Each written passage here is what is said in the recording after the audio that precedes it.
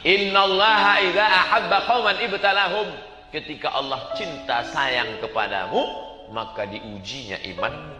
Ketika datang sakit, kehilangan, la yusibul mu'min min nasabin wala wasabin wala saqamin wala syaukin yastakuha. Sakit, demam, sakit kepala, depresi, semua, bahkan sampai duri yang menusuk kakimu, illa kaffarallahu anhu biha sayyi'ati. Allah ingin membersihkan segala dosa-dosa. Maka kita husnuzon.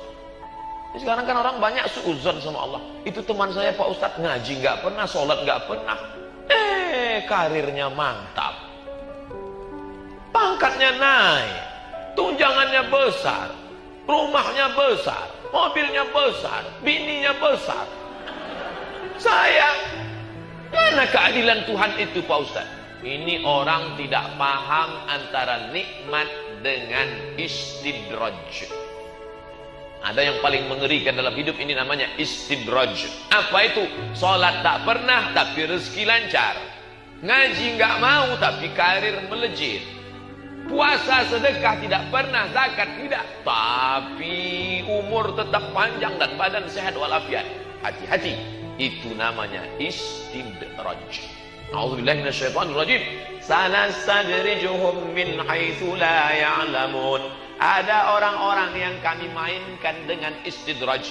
Wa umli lahum, aku ulur seperti layang-layang, diulur supaya apa? Semakin jauh semakin nyangkut. Hati-hati. Saya nggak pernah sholat, kenapa rezeki saya lancar? Segera bertobat, berarti saya sedang dimainkan Allah dengan istidraj. Celaka 12, mereka ini menyangka berhasil menipu Allah. Yukhadi'un Allah, mereka menyangka menipu Allah. Tengok, Allah kayaknya sudah gak sempat lagi ngurus kita, udah terlalu banyak. Akhirnya dia gak sadar kan, akhirnya rekening saya tetap dapat kan. Yukhadi'un Allah, mereka menyangka menipu Allah. Wa huwa khadi'uhum, Allah sedang menipu mereka. Nampaknya seperti nikmat, padahal dia dalam azab. Innallaha la yumli lizalim. Allah sengaja mengulur orang yang zalim itu, diulur rezekinya, diulur umurnya, diulur anaknya, diulur istrinya, diulur kuasanya, diulur. Hatta idza akhadhahu lam yuflithu. Ketika Allah mengazabnya, Allah tidak menyisakannya sedikit pun, dijerumuskan, disungkurkan ke dalam neraka jahanam. Tak tersisa sekali. Pak Ustaz, ya. Kenapa orang kafir itu diberi rezeki oleh Allah? Buka kitab fikih sunnah dalam bab wakaf. Orang kafir kalau dia sedekah langsung dibalas Allah di dunia. Makanya banyak orang-orang kafir rajin sedekah ke panti asuhan. Kenapa? Begitu dia sedekah, Kong, lu kok selalu sedekah di panti asuhan? Sedekah sama orang Islam lebih hoki lah. Kata dia sedekah sama orang Islam lebih hoki. Setelah dia sedekah bulan ini 1 karung, rezekinya naik. Dan mereka yakin banyak mereka yang sedekah di panti asuhan umat Islam. Jawabannya ada dalam fikih sunnah bab wakaf. Orang Islam, orang kafir sama-sama dapat rezeki. Bedanya orang kafir itu langsung dibalas Allah di dunia.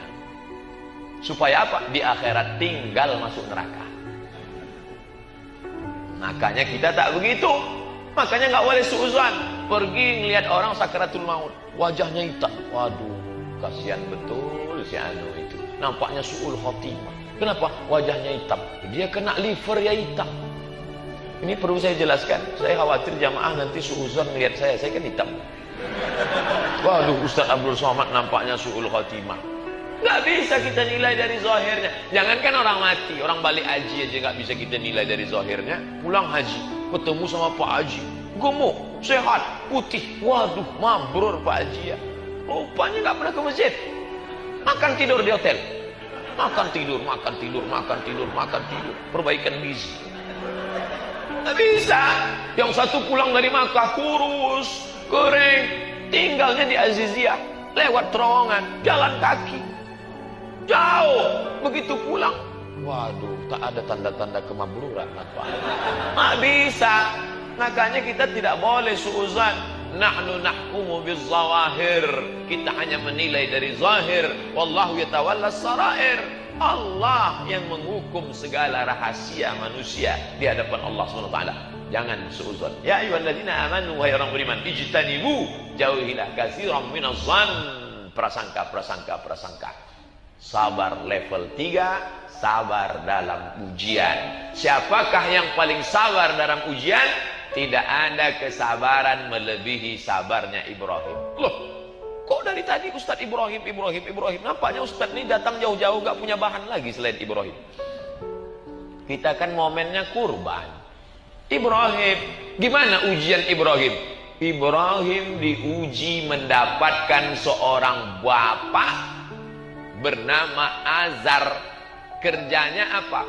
Buat berhala. Bukan nyembah berhala, buat berhala. Semua berhala yang buatan Bapak Ibrahim ditulis made in Azar. Azar itu kerjanya tukang buat berhala.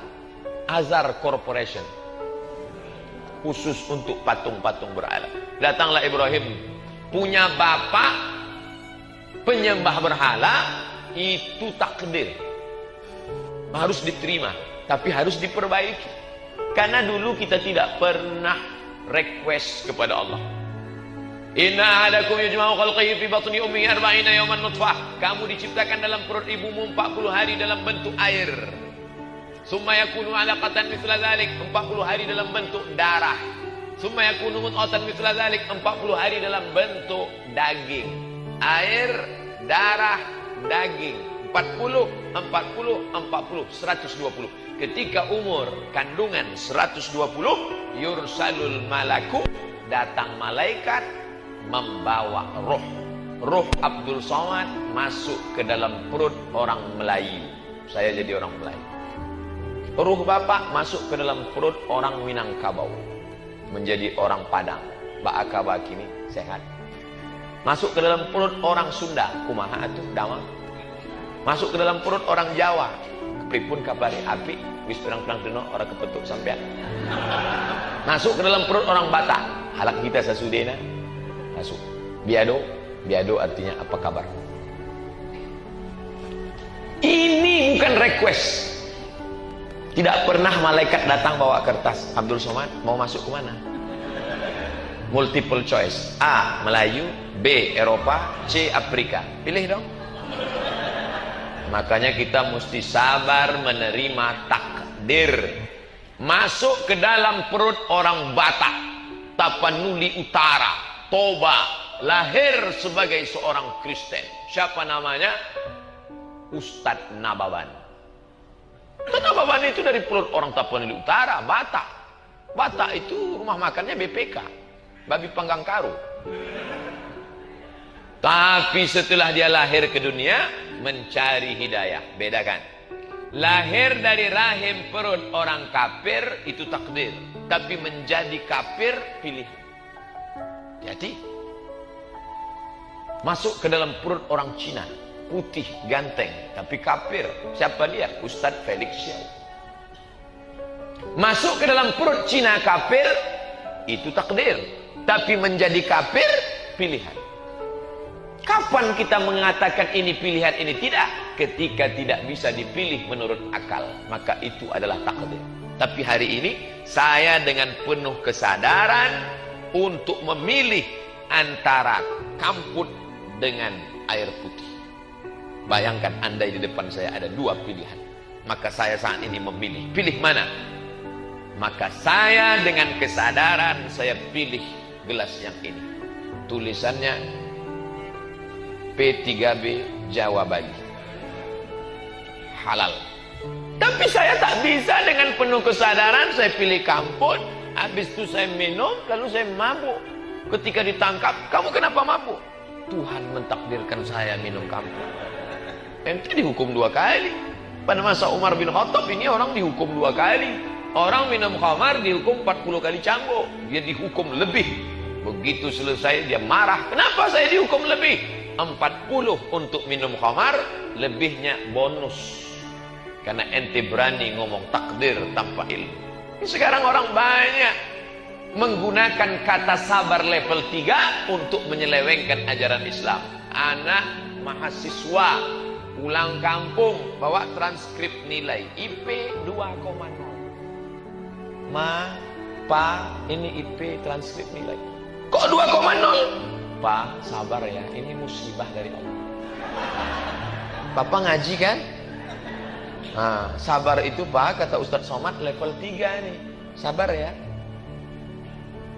Dia pilihan untuk dapat IP 3,7 dengan 2,0 pilihan. Yang bersungguh-sungguh dapat. Tapi ketika sudah belajar serius, tiba-tiba datang penyakit, tak ada obatnya. Itu musibah. Maka mesti hati-hati. Sekarang ini banyak orang mencari kambing hitam, dan yang dikambing hitamkannya Tuhan. Anak gadis pulang kampung dalam keadaan ngadu. Kamu kenapa bisa begini? Mama sabar ya, ini sudah ketetapan Allah. Dia dengan penuh kesadaran saat diajak oleh boyfriendnya itu. Diajak. Kita sore ini makan bakso ya? Iya mas. Sore ini kita jalan-jalan ya? Iya. Dengan penuh kesadaran, hidup adalah pilihan. Wa nafsi wa ma sawwaha, jiwa dan penciptaannya, fa'alhamaha fujuraha, ada jalan kiri, wa taqwaha, ada jalan kanan. Maka kalau sudah lengkap usaha, terjadi juga sabar level 3. Pulang ke rumah, motornya dikunci. Motornya dalam rumah, rumahnya dikunci. Rumahnya dalam komplek, kompleknya dikunci. Kan sudah cukup tuh usaha. Hilang juga. Hilang beserta rumah-rumahnya dan kompleknya hilang sekalian. Itu sabar level 3. Sabar.